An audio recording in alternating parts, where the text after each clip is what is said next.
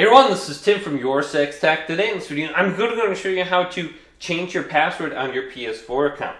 So this is really easy to do. Let's go to the top and go to Settings, then go to Account Management, then go to Account Information. Then you're going to have to verify your identity by typing in your current password, and your email address should be auto-populated on the top. Then let's go to Security Setup, Security Features for your account. Then the option on here on the top will be password. Change your password. So let's select this. Then it says type in your current password, then your new password, and confirm the new password. So after you confirm it, I believe you're going to be signed out, and then you will have to sign in with your new password.